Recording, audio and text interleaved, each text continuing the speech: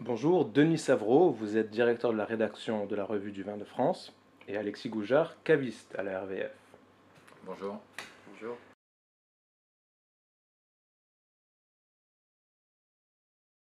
Et aujourd'hui, vous avez coécrit le guide d'achat des vins 2012 pour les nuls.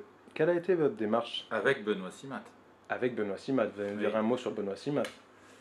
Benoît, lui, il habite à Poitiers, donc c'est la raison pour laquelle il n'est pas avec nous aujourd'hui. On pense à lui. Il est journaliste, passionné par le vin, très éclectique. Et en feuilletant votre nouvel ouvrage, je me suis aperçu que vous avez mis en avant les vignerons, les hommes, et c'est quelque chose d'assez atypique, j'ai trouvé en tout cas. Quelle a été votre démarche, vos objectifs dans la rédaction de ce livre? On avait plusieurs objectifs. La première chose, c'était pour nous de raconter d'abord des histoires, parler des vignerons. Pourquoi est-ce que tel vigneron du Roussillon baptise toutes ses cuvées en s'inspirant de la science-fiction, parce que c'est un fan du Seigneur des Anneaux. Pourquoi est-ce que tel autre vigneron envoie sa femme faire un stage pour apprendre à maîtriser la cuisine asiatique parce qu'il fait des blancs liquoreux. Voilà, donc beaucoup d'histoires, beaucoup d'anecdotes, une autre façon de présenter le vin et surtout permettre à nos lecteurs de pouvoir raconter des histoires quand on sert un vin, parce que le vin c'est aussi la conversation, hein, le plaisir de goûter le vin mais la conversation, pouvoir raconter des histoires à table quand on reçoit des amis, quand on partage une bonne bouteille.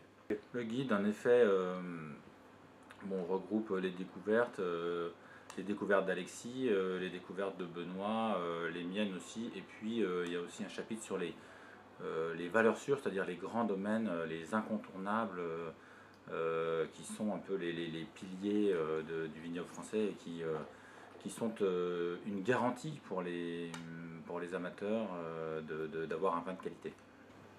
Et à chaque fois, c'est un commentaire décomplexé avec une approche plus amusante du vin, tout en restant sérieux.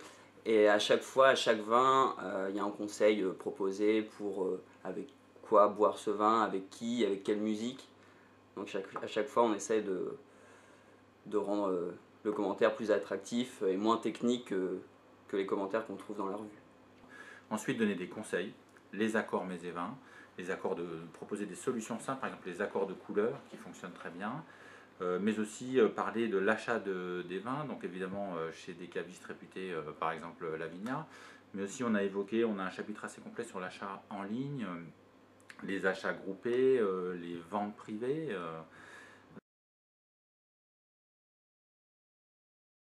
Nos clients auront donc la chance de vous rencontrer le 11 septembre, le dimanche 11 septembre, au magasin de La Viña.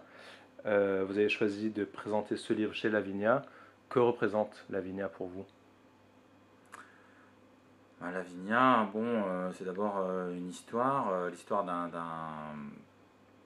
magasin qui a été créé il y a un peu plus de 10 ans maintenant, mais de rien du tout, et qui avait l'ambition de présenter le vin d'une façon différente, plus moderne, plus internationale. Aujourd'hui, c'est un pari réussi, et c'est un pari, tout n'a pas toujours été facile, mais aujourd'hui, c'est une vraie réussite, c'est une référence, c'est un très bel espace qui organise de nombreux événements, des lancements, des soirées. Yannick Branchereau de ce côté-là, a réussi à faire de cet endroit un des top spots, un des principaux endroits pour le vin à Paris. Et c'était pas un pari gagné, mais là, franchement, c'est un très bel endroit. Nous sommes très heureux de venir chez vous à cette occasion. Voilà. Et nous sommes très heureux aussi, et je pense que nos clients le seront également lors de la dédicace dimanche prochain. Merci. Merci.